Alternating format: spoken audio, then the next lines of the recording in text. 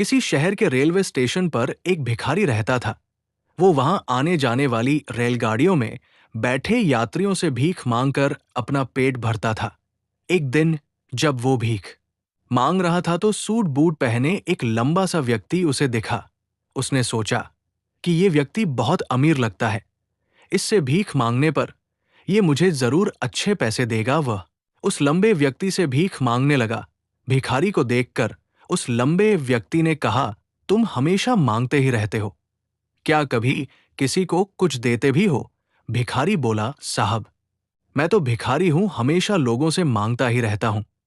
मेरी इतनी औकात कहां कि किसी को कुछ दे सकूं। लंबा व्यक्ति बोला, जब किसी को कुछ दे नहीं सकते तो तुम्हें मांगने का भी कोई हक नहीं है। मैं एक व्यापारी हूं और लेन देन में ही विश्वास करता। गई बात के बारे में सोचने लगा।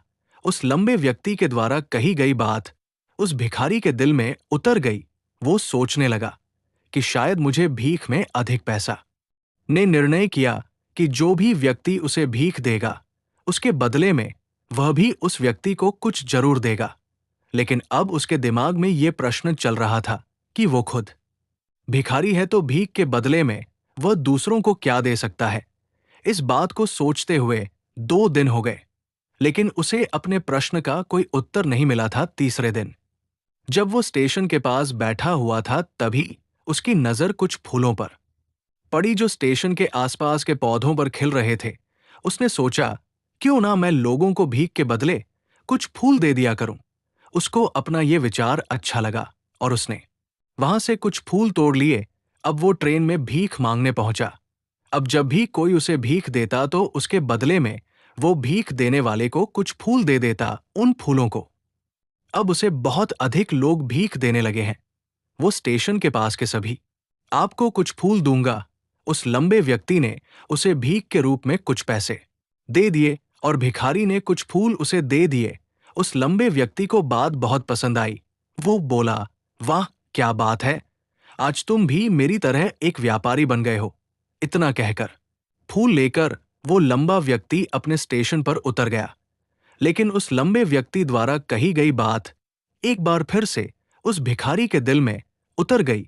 वो बार बार उस लंबे व्यक्ति के द्वारा कही गई बात के बारे में सोचने लगा और बहुत खुश होने लगा। उसकी आंखें अब चमकने लगी। उसे लगने लगा कि अब उसके हाथ सफलता की वो चाबी लग गई है जिसके द्वारा वह अपने जीवन को बदल सकता है।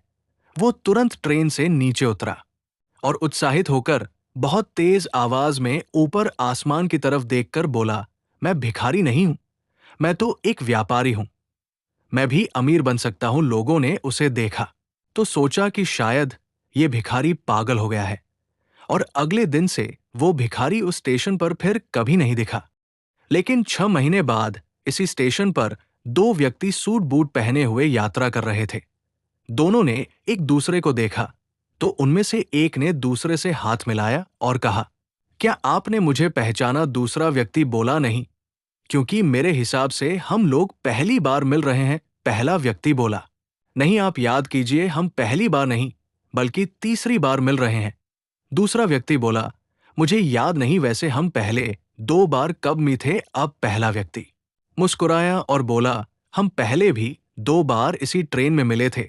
मैं वही भिखारी हूं जिसको आपने पहली मुलाकात में बताया कि मुझे जीवन में क्या करना चाहिए और गया कि मैं एक छोटा व्यापारी हूं। मैंने ट्रेन में फूल बांटने से जो पैसे इकट्ठे किए थे उनसे बहुत से फूल खरीदे और फूलों का व्यापारी बन गया कि हम यदि अपनी सोच बदल ले तो कुछ भी हासिल किया जा सकता है। यदि हम खुद को छोटा समझते रहेंगे तो हम हमेशा छोटे ही बने रहेंगे। बड़ा बनने के लिए हमें अपनी सोच को बदलना होगा और खुद के बारे में बड़ा सोचना होगा। कहानी का सार यह है कि सफलता आपकी सोच में छुपी होती है। खुद का आत्मसम्मान जगाए, अपनी सोच को बड़ा